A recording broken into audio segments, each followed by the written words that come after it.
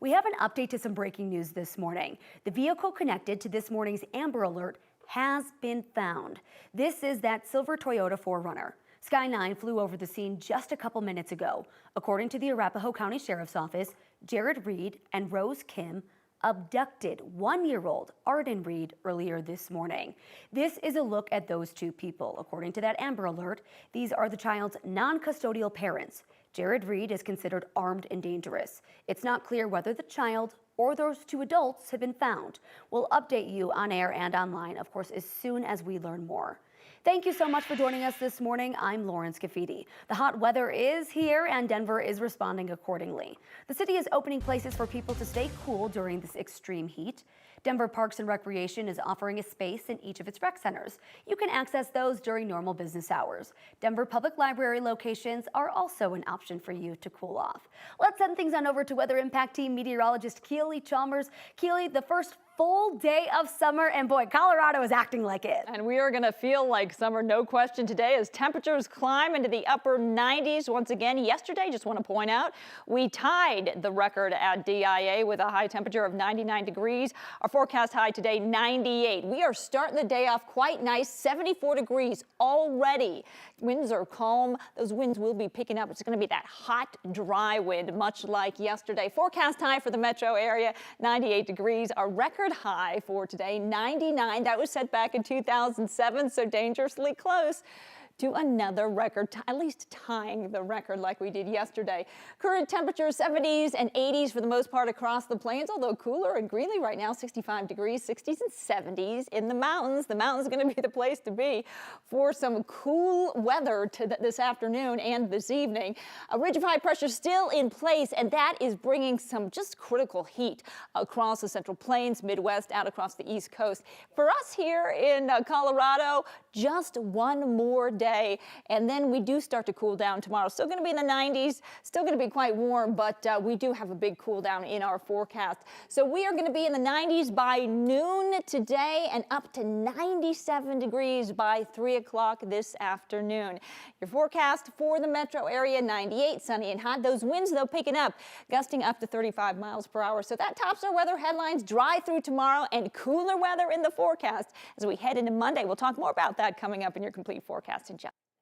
Keely, thank you so much. New this morning, the Critical Incident Response Team is investigating the death of an inmate in Greeley. He died yesterday at the Weld County Jail. According to a press release, Weld County deputies found the man having a medical episode just before 2 p.m. They gave him CPR, but the man was pronounced dead shortly after. The coroner will release the inmate's name after letting the family know. 9 News is also working to find out more about a shooting near the Walgreens on Colfax and Ray Street overnight. Denver police said responders took one person to the hospital with serious injuries. No word yet about a possible suspect. Aurora police recruiting the help of CBI to find a missing Aurora teenager. 14-year-old Erica Long has been missing for 6 days now. Police believe she left her house near East Dry Creek Road and South Gartrell Road last Sunday night. Erica also goes by the name Ember.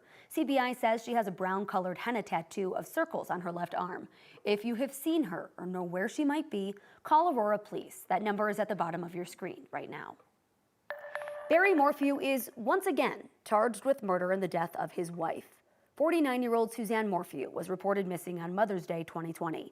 Barry Morphw was first arrested nearly a year later, but just before his trial was set to start in 2022, prosecutors dropped those charges. In October of 2023, investigators found Suzanne Morphew's body in a shallow grave. An autopsy found a tightly regulated tranquilizer drug in her bones. According to the new indictment, her husband Barry Morphw was the only private citizen in Colorado with access to that drug. He's currently being held in Arizona on a $3 million bond, where he's awaiting extradition back to Colorado.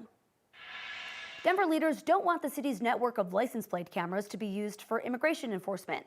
Now, we've learned that Loveland police allowed the ATF to use its tracking system, and the ATF listed the reason for some of that data search as ICE. The Flock network shares data with thousands of law enforcement agencies. Loveland police say they gave ATF access for a Tesla vandalism case. Afterward, someone else did some searches with the reason listed as ICE. Flock says it's not controlling how agencies share access. I want to make this clear. It is not the responsibility of a private vendor to be policing the police. We've reached out to ATF for comment, but we have not heard back. Union workers at Safeway stores in Lone Tree and Brighton started picketing last night, joining several other stores across the area. Those are in Littleton, Castle Rock, and Estes Park, along with Denver's distribution center. The union says negotiations have ended for the week without a resolution on a new contract. Safeway is managing to keep its stores open despite the strike. Kroger plans to close roughly 60 stores across the country during the next year and a half. That's according to the first quarter earnings report. The report didn't say which stores would close, but Kroger says impacted employees will be offered roles at other stores. Law enforcement warning business owners about a new scheme they've been seeing more of lately. You've probably heard of Dine and Dash, right? But this is more like spa and split. In this recent incident, 2 women are caught on camera getting pedicures at a high-end Colorado Springs salon. When they walk out, they don't pay. Staff say one of the women claimed that she was just going to leave her laptop bag as collateral, promising to come back and pay, but she never did. I would never ever touch her bag to see what is a laptop on that. And then after like half hour, when I touch it, it should not be any laptop in there. According to the manager, this is the 3rd time it's happened at their salon this year alone. They also say that neighboring shops have been hit too. Police are investigating. In the meantime, they say businesses should take precautions like using security cameras and sign-in sheets to ID these suspects before they get away.